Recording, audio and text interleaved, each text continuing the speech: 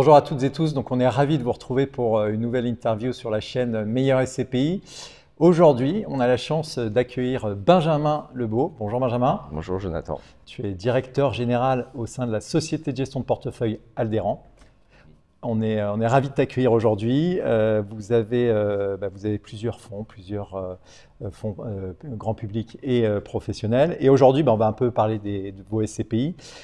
Quels ont été les faits marquants qui ont rythmé l'année 2024 pour Aldéran, et puis quelles sont les ambitions pour 2025? Au niveau de la société de gestion, belle évolution encore en 2024. On a poursuivi la structuration. On a eu 16 nouvelles arrivées dans l'équipe pour renforcer l'équipe qui est au service donc, de nos clients souscripteurs. On a lancé il y a quasi un an, puisque c'était le 14 février, Falcon, notre outil propriétaire pour toute la partie gestion de passifs, qui je crois est assez apprécié de nos distributeurs. Nous avons aussi bouclé notre fonds dédié au tourisme et à l'hôtellerie Vadora 2, sur lequel nous appliquons en ce moment même la stratégie. Et je dirais c'est surtout l'émergence de Aldéran dans l'européanisation et l'internationalisation qu'on a poursuivi. Fin 2024, nous sommes présents sur 7 pays, bientôt 9. Ce qui nous a permis de déployer le capital que nos souscripteurs nous ont confié.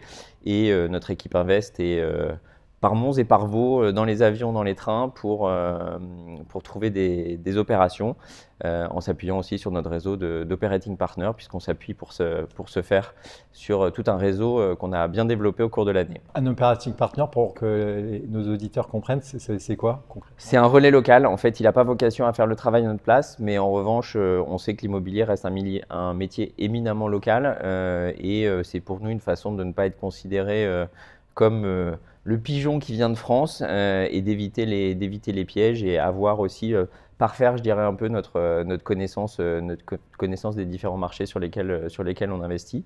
Et en quelques chiffres quand même, Aldéran sur 2024, c'est 300 millions de collectes, 265 millions d'euros investis sur 7 pays différents, dont 74% à l'international, ce que je disais, l'émergence d'Aldéran. Et voilà, donc les objectifs 2025, c'est de faire presque aussi bien.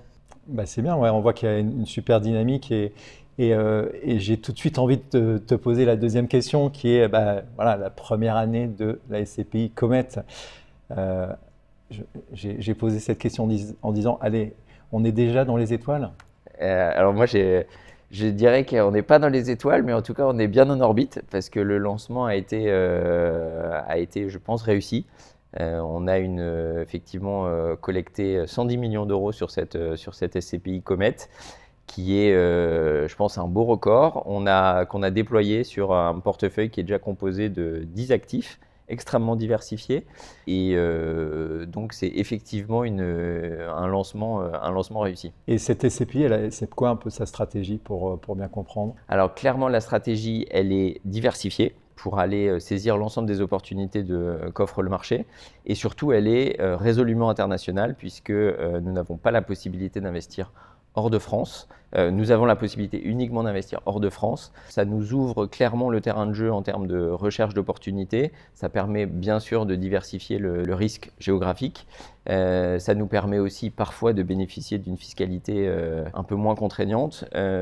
C'est aussi à l'étranger qu'on trouve parfois des délais d'acquisition qui sont un petit peu raccourcis. Bref, il y a plein d'avantages à investir à l'étranger, et c'est résolument l'axe que nous avons choisi pour Comet. Et force est de constater que nos souscripteurs et nos partenaires ont entendu le message, puisqu'on se retrouve effectivement avec déjà une belle collecte lors de cette première année. On a, alors peut-être avant de parler d'Activimo, mais on a eu un niveau de performance pour cette SCPI Comet? Bien sûr qu'on a eu un niveau de performance, puisque la SCPI Comet avait été lancée en décembre 2023, Donc aujourd'hui, on a la possibilité de communiquer aussi sur un rendement qui est un rendement réel sur 12 mois.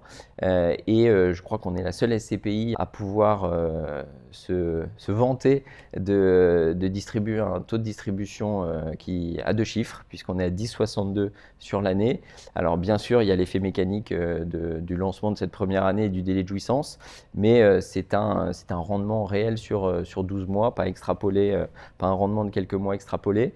Ça correspond à un TRI de 0,62, mais ça c'est lié aussi à la jeunesse TRI 12 mois de la SCPI, mais je rappelle que notre objectif de TRI 10 ans est de 6,5 sur cette SCPI Comet. Et si vous avez la possibilité de faire plus, vous ferez plus. Comme toujours. Voilà. Bon, on a une autre SCPI, c'est la grande sœur, Activimo. Activimo dans tout ça, la grande sœur, et là on sent qu'elle est en train de se faire challenger, ou pas, peut-être que c'est complémentaire, mais je suis provoquant dans ma question. Quelle est la différence entre les deux fonds? Alors, elle se fait challenger, oui, probablement, mais elle n'a pas dit son dernier mot, loin de là.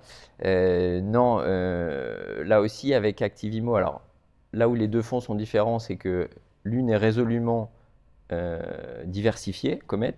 Activimo était et reste une SCPI thématique sur le thème de la logistique et des locaux d'activité. La particularité, on avait déjà, je pense, démontré qu'au sein même de cette classe d'actifs, il y avait une grande diversité de typologies d'actifs, avec des actifs de transport, des actifs mixtes, des actifs plutôt dédiés à la logistique classique ou à la logistique urbaine. On a poursuivi sur l'année 2024 la diversification, mais plutôt géographique, puisque nous avons là aussi ouvert le champ et 60% des opérations qui ont été réalisées pour Activimo l'ont été à l'international. Et effectivement, elle n'a pas dit son dernier mot, puisque on a là aussi sur ce fonds-là une belle collecte de 185 millions d'euros sur l'année qui nous a permis de déployer le capital sur des opérations effectivement intéressantes en termes de performance. Un peu relutif ce qu'on dit dans le jargon immobilier. Clairement relutive, et effectivement en poursuivant la diversification du risque. Sur la SCPI Activimo, on a tenu notre objectif de distribution, qui reste un objectif élevé par rapport à la moyenne des SCPI, mais donc 5,50, et un TRI 10 ans, je le rappelle, qui est à hauteur de 5%. En objectif? En objectif. La performance passée ne préjuge pas de la performance future, bien entendu, je le rappelle aussi. Mais clairement, les deux véhicules sont différents, mais très complémentaires. Il n'y a pas d'overlap entre les deux, puisque la logistique zone euro reste pour Activimo, là où Comet a la possibilité d'investir en logistique hors zone euro. Mais en réalité, ils sont très complémentaires pour un investisseur qui est à la recherche peut-être pour Comet d'un petit effet booster et diversification, et en revanche d'Activimo pour un fonds de portefeuille intéressant sur cette classe d'actifs qui a démontré toute sa résilience. Et je suis assez même content de constater que sur 2024, la classe d'actifs logistique et activité a pour la première fois dépassé en volume d'investissement à l'échelle mondiale et française le bureau. Ouais. Et c'est notable. Et à mon avis, ce n'est pas terminé, parce qu'avec les panneaux photovoltaïques qu'on peut mettre sur les toits des bâtiments logistiques, etc., et la valeur qu'on peut aller chercher, c'est vrai que quelque part, un jour, il y aura sans doute un peu de valeur de vente d'électricité, parce que l'ordonnance du 3 juillet 2024 qui est parue permet désormais de gagner de l'argent sur cette partie-là. Et vu que vous avez quand même beaucoup de toits partout en France. Et beaucoup de parking. Et beaucoup de parking, c'est vrai. Ça sera peut-être l'occasion d'aller chercher un peu de valeur. Alors bien évidemment, c'est pas garanti et c'est un potentiel qui n'est pas garanti. Mais en tout cas, ça veut dire que vous avez quand même ce sous-jacent-là et vous êtes un peu, j'allais dire, dans le timing. J'allais dire, j'invite un peu les auditeurs à regarder l'émission sur le terrain de votre épargne, parce qu'on avait fait une visite pour démontrer la compétence ESG que vous avez au sein d'Alderan, et je pense que l'exercice est intéressant parce qu'en fait on est dans un monde qui change, et il faut j'allais dire savoir chercher la valeur là où elle est. Après cette petite digression, on va parler un peu d'un marché qui a été en constante évolution. Comment, en fait, Aldéran maintient des rendements compétitifs? Tu l'as dit, 5,5 pour la SCPI Active-IMO avec un objectif de TRI de 5% sur 10 ans. Et puis pour Comet, tu avais également indiqué le niveau de performance. 10,62 et 0,80, c'est ça? 0,62 de TRI sur 12 mois, 12 mois. Mais un objectif de TRI 10 ans de 6,5. Voilà, comment finalement vous arrivez à maintenir des rendements compétitifs pour vos SCPI? Deux réponses distinctes quand même pour Comet et Active-IMO, même si le sous-jacent et les raisons sont probablement les mêmes, mais on est sur des timings un peu différents pour les deux. Comet, la performance qu'on est allé chercher cette année, elle est surtout grâce, je dirais, à la vitesse de déploiement du capital. Donc effectivement, il y a un petit effet délai de jouissance notamment pour cette première année de lancement. C'est tout à fait naturel. Aussi probablement un petit effet cash management, puisque la collecte qui n'était pas encore investie a fait l'objet de placements rémunérés qui nous permettent aussi de faire jouer cet effet relutif, même si on pense que la base immobilière qui est celle qui assurera la performance de demain est effectivement robuste. Pas à des niveaux à 2 chiffres, on va pas se mentir, mais sur des niveaux qui sont élevés et qui sont forts. Ce qu'on sait faire, puisque c'est effectivement le cas pour Active-IMO, la collecte nous a permis effectivement aussi de faire quelques placements qui sont relutifs sur les marchés internationaux, donc c'est très bien. Mais le fond et la raison principale de la performance d'Active-IMO, c'est son sous-jacent immobilier, c'est probablement notre organisation. Et la force de notre modèle avec la gestion locative internalisée, en laquelle j'ai toujours cru et qui est important parce que cette relation directe avec le locataire et cette connaissance fine et précise des actifs, c'est ce qui nous permet justement d'avoir un excellent taux de récupération de loyer, très peu de vacances, des relocations qui sont extrêmement rapides. La chance d'avoir un portefeuille aussi de locataires diversifiés, c'est qu'on a, par exemple, sur un site, remplacé du jour au lendemain un de nos transporteurs par un autre transporteur qu'on avait sollicité en parallèle. On fait quelques extensions aussi. C'est vraiment, je suis désolé de m'arrêter, de t'interrompre, mais c'est vraiment ça la vie d'une SCPI quelque part. À la vie d'une SCPI, c'est beaucoup de travail et beaucoup de relations proches avec le locataire, avec les locataires pour anticiper les besoins. C'est faire savoir à notre locataire qu'on va avoir de la vacance sur un site qui peut potentiellement l'intéresser parce qu'il a récupéré des contrats dans le secteur. Et effectivement, c'est ce qui s'est produit avec notamment un de nos locataires BER. C'est aussi savoir les accompagner sur des projets d'extension. On le fait notamment pour notre locataire Jackie Perreno. On l'a fait aussi pour le transporteur BER. L'extension, juste, est-ce que tu peux expliquer L'extension, c'est notamment en 2021-2022, on a fait l'acquisition de pas mal de sites de transport. Alors, site de transport, il a la particularité d'être beaucoup de foncier, beaucoup de terrain et peu de bâti, puisque ce sont plutôt du bâtiment qui est dédié à l'entretien de la flotte de camions ou à servir de parking extérieur. Mais parfois, au cours de la vie du bail, le locataire il a besoin de plus de surface de stockage. Et donc, sur certains sites, il nous demande de réaliser des extensions donc, du bâtiment ou de réaliser des nouveaux bâtiments. Et ça, quelque part, ça valide ce qu'on avait appelé le gisement de valeur que recèlent ces terrains déjà artificialisés. Donc, il n'y a pas de problématique d'artificialisation de sol. Et au contraire, ça rend encore plus robuste puisque le locataire généralement s'engage de nouveau pour une durée longue sur ces nouveaux bâtiments et donc ça solidifie considérablement et ça pérennise le flux locatif qui est la base de la performance des SCPI. Donc on voit qu'il y a un véritable travail de tailleur sur mesure avec chacun de vos locataires pour comprendre leurs enjeux économiques, leurs enjeux de développement et que vous soyez finalement un peu leur direction immobilière. Externalisé, voilà. En tout cas, on essaye d'être partenaire. La plupart de nos locataires, ça dépend de la taille des locataires. Parfois, certains ont une direction immobilière, d'autres non. Mais effectivement, quand on peut en tout cas être un partenaire à leur côté, on sait que l'immobilier n'est pas le cœur business de nos locataires. Nous, on a, je pense, humblement cette expertise, cette compétence. Donc, autant le faire de manière partenariale, de telle sorte que l'immobilier soit toujours ce qu'il doit être finalement un élément qui participe à héberger une activité et à la faire bien fonctionner. Ok, intéressant. Alors tu parlais un peu de l'artificialisation, c'est un peu une transition vers cette porte des nouvelles régulations, notamment celle de l'ESG, l'environnement social gouvernance, et également de l'investissement immobilier en Europe. Comment Aldéran ajuste sa stratégie par rapport à tous ces enjeux? Alors, je ne dirais pas qu'on ajuste. Là-dessus, notre devise a toujours été ambition et pragmatisme. Ambition parce que il faut être ambitieux sur ces questions extra-financières.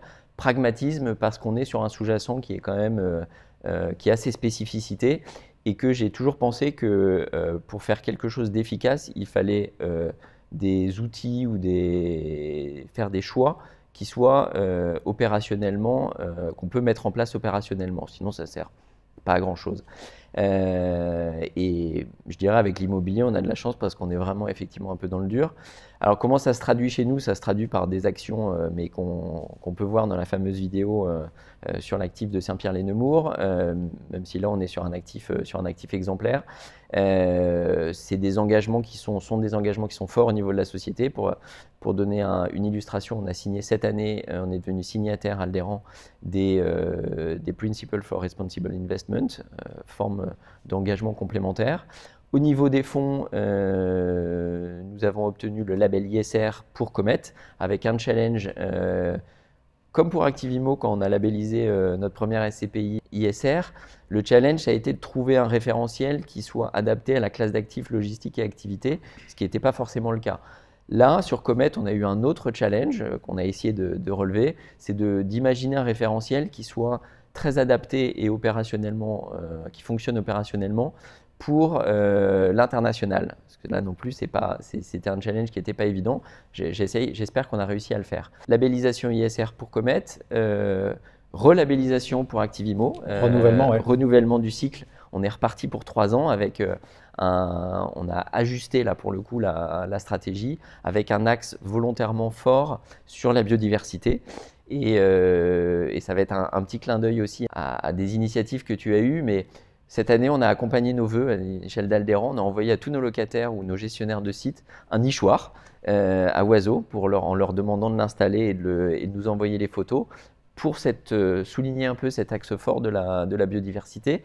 Et comme j'avais beaucoup apprécié ton initiative J'aime mes locataires, je me suis dit que pour distribuer tous ces nichoirs à travers le monde, il fallait qu'on choisisse et qu'on fasse travailler nos locataires. Et donc c'est le groupe La Poste qu'on a retenu, qui est notre locataire et qui a distribué ces nichoirs à nos locataires. J'espère qu'ils en seront contents. C'est super important ce que tu viens de dire. Alors c'est vrai qu'on avait lancé J'aime mes locataires, mais moi je suis convaincu de cette épargne circulaire. Quand les épargnants ils mettent de l'argent dans une SCPI, que ce soit Comet, que ce soit Activimo, etc., il y a tout un cycle en fait. Cet argent, il est circulaire et il participe à une réalité. Et cette réalité, en fait, quelque part, tu la montres et j'allais dire, il faut que notre profession la montre de plus en plus. Plus on la montrera, plus nos épargnants comprendront qu'il y a une réalité très importante qui est là, et c'est un peu tout l'objet de l'émission sur le terrain de votre épargne que je vous invite à regarder. Je préfère avoir des locataires qui ont une bonne activité, une grosse activité, parce que c'est effectivement égoïstement bon pour nos SCPI et la performance. Bien sûr, mais il y a plein d'investisseurs dans le monde qui pensent comme ça. Quand on voit les États-Unis et le fonctionnement des États-Unis avec cette logique de protectionnisme qu'ils ont, voilà. C'est intéressant en tout cas tout ce que tu évoquais sur la partie ISR, investissement socialement responsable et ESG, et puis on suivra un peu tous les rapports que vous publierez cette année pour essayer de le communiquer sur Meilleur SCPI. On essaye de effectivement rendre concret. Là, j'étais plutôt sur des grandes orientations, mais effectivement, on essaye de rendre tout ça concret. Parmi les 16 arrivées que je mentionnais dans la société, il y en a 2 qui sont dédiées spécifiquement à l'ESG pour vraiment démultiplier et renforcer cette démarche et une conviction forte. Toutes ces petites actions, quelque part. Toutes ces petites actions j'ai tendance à dire aussi il faut le faire bien sûr au niveau des actifs, mais il faut aussi le faire savoir, il faut reporter, il faut informer nos souscripteurs de tout ce qui est fait, de ce qui marche, de ce qui ne marche pas. Et donc il y a tout le faire savoir aussi qui est très important. Qu'il est important de développer et on a 2 personnes en interne en charge spécifiquement de ces questions-là. Eh ben super, hyper intéressant. On refait un petit retour là sur Comet. 1 an après son lancement, voilà, où en est la SCPI et quelles sont les prochaines cibles d'investissement en 2025 là, parce que vous avez déjà investi dans plusieurs pays et on se dit que ça va encore se développer. Oui, alors tout à l'heure, je crois avoir dit qu'on était déjà présent dans 7 pays, bientôt 9, parce qu'effectivement, on va néanmoins continuer à poursuivre la consolidation de nos implantations déjà existantes.